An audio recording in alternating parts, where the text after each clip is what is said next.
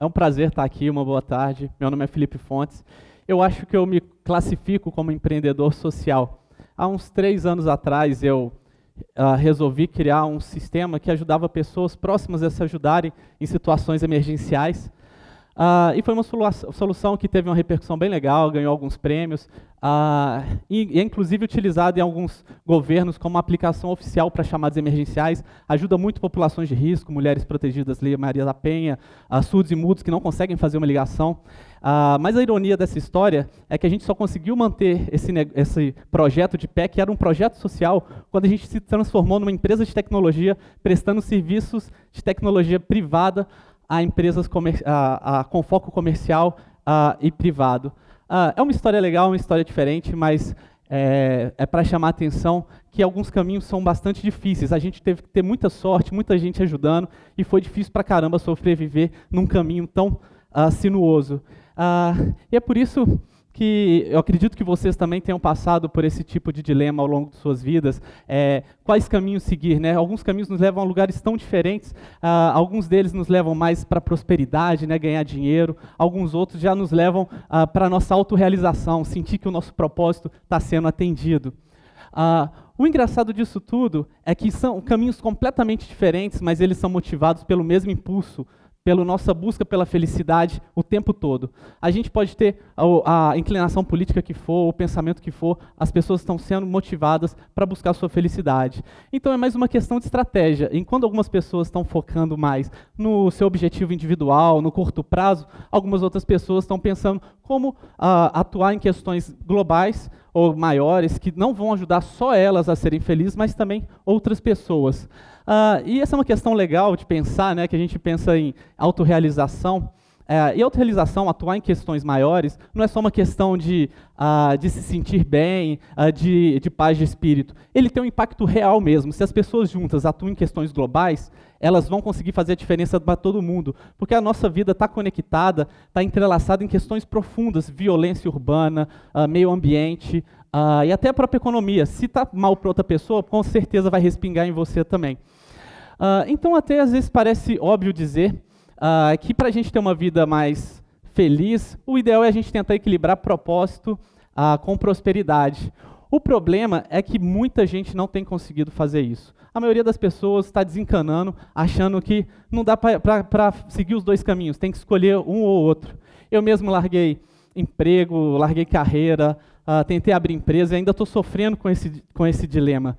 A gente tem ONGs, tem até negócios sociais, mas de fato a gente ainda não descobriu como sociedade uma forma eficiente de engajar todo mundo numa construção de um mundo melhor, assim que as pessoas tenham que sair do seu caminho, do seu dia a dia, da sua construção de felicidade pessoal.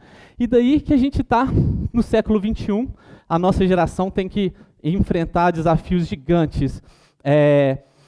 Ruptura do sistema previdenciário, a automatização dos empregos, uma severa degradação ambiental, o aumento da pobreza e da diferença das rendas. Aí a gente tem que preocupar até com guerra entre países, né? Muita gente vê que o cenário futuro é catastrófico. Por outro lado, a tecnologia que a gente tem acesso hoje abre oportunidades incríveis, e a gente pode sim aproveitar esse momento que a gente vive e utilizar a tecnologia ao nosso favor para fazer com que as pessoas consigam atuar nas questões que elas acreditam e assim fazer um mundo mais feliz para todo mundo.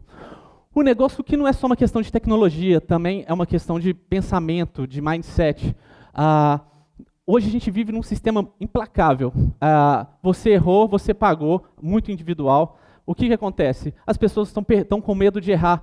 Ninguém aqui, todo mundo pode ter a sua ideia, mas ninguém sabe falar realmente qual que é o caminho certo a seguir, que crença eu vou acreditar, qual projeto eu vou acreditar. E as pessoas acabam desengajando, desacreditando, porque elas têm medo de errar, como elas vão sofrer com aquilo. E é por isso que a gente precisa criar processos para compartilhar o risco, para tolerar, para criar um processo onde a gente consegue sistemicamente testar novas oportunidades, sem estar se sacrificando, sem estar fazendo caminhos individuais que a gente vai se frustrar e acabar desistindo. Eu, por exemplo, colaboro com uma iniciativa experimental chamada Crowd Capital. A gente usa todo o poder do cooperativismo para criar novos negócios. A gente como se a gente investisse em novos negócios, e negócios normais, de tecnologia, startups ou tradicionais. A única diferença é que esses negócios são de propriedade coletiva, ou seja, no momento que eles começarem a dar lucro, eles vão distribuir resultado para todo mundo. A longo prazo, isso gera uma rentabilidade para muita gente. Isso é uma reflexão de um pensamento que hoje empreender não é democrático. Você pode ser um gênio, se você não tiver acesso a recurso, ou você vai vender sua casa e vai correr muito risco, ou você não vai conseguir sair do lugar. E aí, então, a gente começa a achar caminhos que a gente cria condições econômicas mais igualitárias, sem perder a meritocracia, ou seja, as pessoas estão construindo o seu futuro. E o próprio Crowd Capital é um pensamento experimental nessa cultura, né, de experimentar coisas, e que a gente traz até uma provocação. Será que as empresas socialmente sustentáveis, de verdade, não são aquelas que estão distribuindo sua riqueza com o maior número de pessoas? Muita gente fala que é socialmente sustentável, mas poucas famílias acumulam muita riqueza, e a gente pode fazer empresas sendo criadas justamente para fazer as pessoas mais ricas. O Crowd Capital é só uma iniciativa, assim, em fase inicial, só que representa um conceito que está se formando no mundo inteiro. A gente começa a ver realmente a união dessa consciência coletiva com a liberdade individual. Ou seja, essa polarização que a gente vê hoje, no fim das contas, é uma armadilha, e existe um caminho que é o meio termo, que respeita a liberdade das pessoas e que também trabalha por causas maiores. Hoje, por exemplo, na equipe, a gente tem pessoas que têm ideologias socialistas trabalhando com neoliberais, o que a gente achava que era impossível. E é possível sim, se a gente foca nos pontos comuns, que é criar uma sociedade feliz e sustentável. Esses caminhos, eles podem levar a gente muito além, não é só igualdade de renda, mas também crescimento da economia. Quando a gente permite que uma pessoa possa trabalhar numa causa, ela pode estar ociosa e começa a produzir, trabalhar por mais coisas e realmente trazer mais resultados para a economia. Mais do que isso, algumas questões que são tabu hoje, que estão longe, podem começar a ser discutidas, por exemplo, renda básica universal ou consumo com zero impacto ambiental. Esse tipo de coisa pode ser abordada por esse tipo de oportunidade sem ter nenhum conflito com a nossa economia hoje, ou seja, não precisa de uma revolução. Está funcionando de acordo com a economia, e mais que isso, sem nenhuma dependência de governos ou estados. Ou seja, a gente tem tudo para conseguir fazer grandes coisas acontecerem sem depender das pessoas.